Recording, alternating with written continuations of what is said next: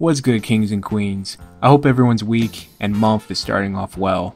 To start the month off, this video is on a long-awaited second installment to the most outstanding performances by a referee. In this video, I'm showing you single fight performances. There's maybe a ref you may not personally like on this list. The video is not about one's entire career, it's about one single fight and why it was a good performance. Everyone takes too much time to point out the bad, and the purpose is to shed light on the good. That being said, let's start the video. Despite Steve Willis being known for his excitement and love for the sport, even visibly showing it in most cases, as well as doing stand-up here and there, y'all just remember, Don King for president. It's the way to go. Thank you. he consistently does great work and keeps order in the ring for many years, way before the internet discovered him. This fight being a prime example. The only time you know when a fight is in fine order is when the viewer doesn't even notice he is there. Willis only coming in to warn for elbows and leading in with the head. When the fight escalated, Lundy receiving a barrage of shots to immediately be dropped by a huge punch by Crawford. This is the most we will see of Willis. Before letting Lundy out the fight, he made sure he was coherent and stable to continue, but he had to show Willis something offensively or he will stop the fight. See that face? That's why fans love Steve Willis. Hey, are you all right? Yeah. Look at me. You all right? Come here. He let Crawford get a little too close.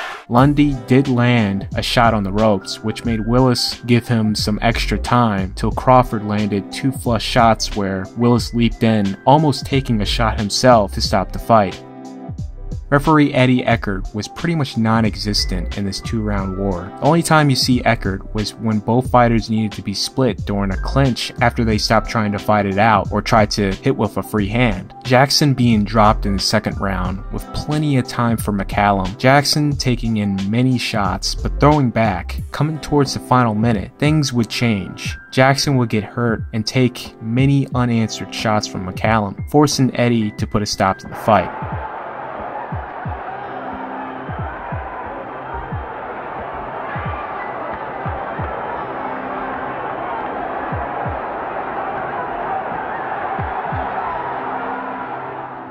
High stakes fight for the WBA interim title, back and forth action, both guys taking a lot of damage. Raul Cais letting both guys put in work.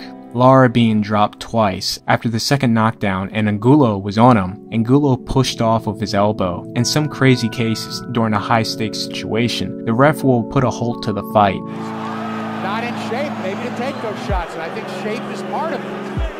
We don't need this now. I mean, this is a key moment of the What is he doing? I mean, he's sending them back to their corner. To a slew corner.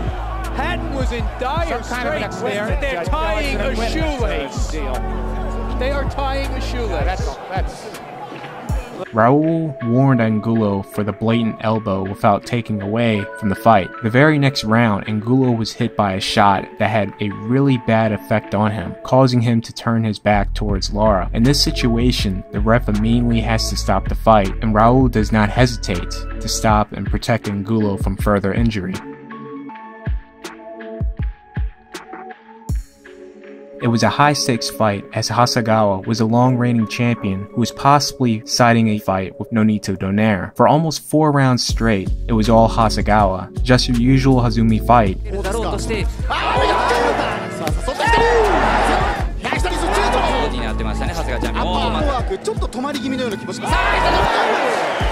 Till the final 10 seconds of the 4th round. Montiel caught him with a perfect shot. Right here, there is 5 seconds left at this point. Cole had a hard decision, and he made the right call here. Hasegawa's arm is tangled on the ropes, and his free hand is trying to guard, but he's tangled up, preventing himself to be covered. This is free real estate for Montiel, as he's getting all the free shots in, forcing Cole to stop the fight right at the 2-second marker. Cole knows it's the last 10 seconds, but he has a guy unable to defend himself, getting hit with flush shots by one of the hardest punchers at bantamweight. After the fight, Hasegawa had to immediately undergo surgery, as during that exchange, he had broken his jaw. Bill Clancy had his hands full this night. At the end of the second round, Jose hits Andre well after the bell rang. Clancy yelled and gave Jose a stern warning not to do that again. I like that warning. I like that warning from the ref. Very important. 6 rounds later, Jose hits Durrell way after the bell once again, this time having damage, dropping Durrell. Clancy asked Durrell to get up and if he's okay. Durrell did not get up, though he said he was okay.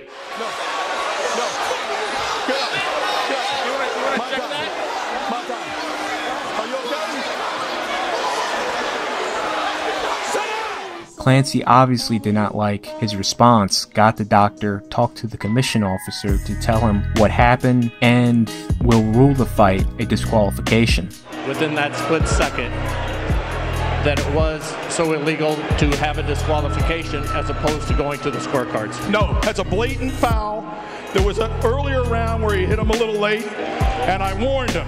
He was clearly warned, and his corner was warned.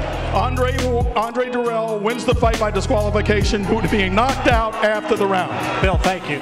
Usually in hometown fights, there's a little bit of hometown cooking. Not in this case. I like how referee Roberto Ramirez Jr. handled this fight. Tough matchup since both guys are fouling each other. Ramirez doing well by maintaining order without taking anything away from the brilliant tempo of the fight. Ramirez being forced to step in a couple times due to the obvious. Right at the beginning of the 10th, Juanma was dropped by a brutal combination. With the uppercut! This is in Puerto Rico. Juanma is the A-side and hometown fighter, and on top of that, it's a title fight, so most refs would give the fighter a chance to continue. Juanma is just all over the place and completely incoherent to Ramirez counting. Ramirez sees that despite Juanma standing with more balance and immediately stopped the fight before he finished the count. Juanma will protest the stoppage and make a claim that the ref has gambling problems and he bet on this fight. That the referee stopped the fight, that the other fight his son stopped it and now he stops it. Y él y su hijo son dos apostadores porque ellos apuestan con unas personas del mismo pueblo donde yo vivo, son dos apostadores. Now he's basically saying that the referee stopped the fight because they have gambling problems. He is very wrong for that. He was out on his feet, incoherent, and there was 2 minutes and 30 seconds left on the clock. If he let that fight continue, it would have been very ugly. This fight here really could have ended bad. Valero gets cut early in the first round. Then in the second, the worst of the worst will happen. He gets caught with an elbow, which opened up a huge gash on his forehead. Now we have seen plenty of situations where something like this happens, a foul which turns into a cut, but it's ruled a punch, which if the fight is stopped, it's considered a technical knockout. Despite Cole not really being in the best position to notice that it was an elbow, he used great common sense analyzing that there is no way a punch would have created that and had it officially ruled as an elbow. Replays from a much better angle clearly showing it was an elbow that landed. WBC rules whenever a foul like this is committed, it's an automatic point deduction. So it could be either a 10-8 round in Valero's favor or a 9-9 round. Despite the cut looking really bad at first, it clotted up surprisingly fast, and Valero was able to fight on comfortably to stop DeMarco in the 9th round.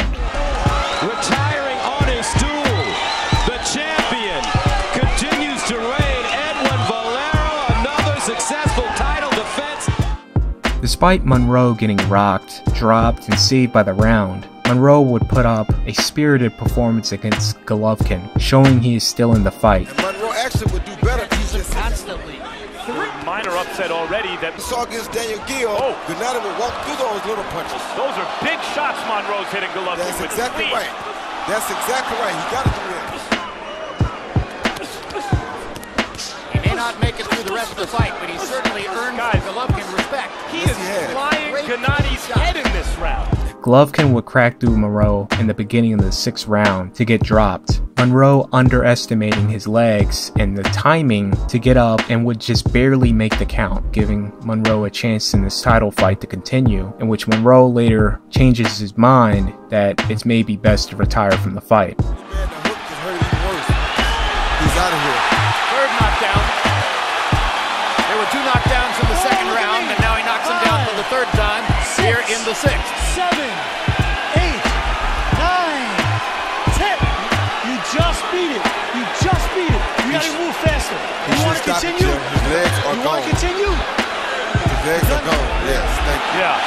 Willie Monroe. If you followed the backstory, there was a lot on the line for both guys. Cunningham would brutally get knocked down towards the final 30 seconds of the 5th. Cunningham gets up before 8. Referee Steve Smoger makes a quick check if Cunningham is okay by making him come forward, all within a reasonable time because this is a moment for Mansoor. There's not much time left on the clock, and he's not going to rob him from that. Mansoor makes a mistake of not remaining at the opposite corner of the ring till the fight is in play. He was right behind Smoger, which is why you see him backing up Amir. Amir ends up dropping Cunningham, and the count begins at the 9-second mark. Cunningham gets up at 6 seconds.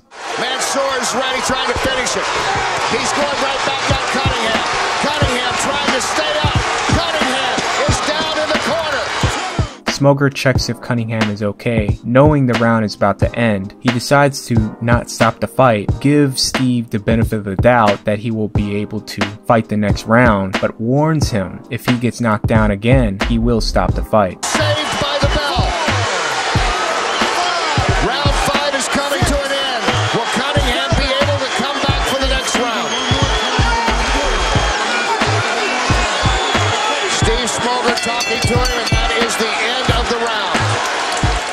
Cunningham will go on and pull off a huge comeback, seal the win with a knockdown in the final round to earn an inspiring decision on the scorecards. A lot of back and forth action, and despite Tanaka being knocked down in the 5th and 6th round, it is still very competitive, in which Tanaka will clearly win the following round. In the 8th, it looked like he was winning that round as well, just by a hair, and he was caught again by Ioka. Though this shot did not drop him, it buckled him, and referee Michiaki Someya, without hesitation, rushed over to stop the fight. The viewer at home would think this looks like a premature stoppage, but little they know, Tanaka had briefly passed out and Michiaki had to carry him till he regained consciousness. You can see Tanaka's legs go completely limp and Michiaki doing his best keeping him from dropping to the canvas. Amazing stoppage by the referee.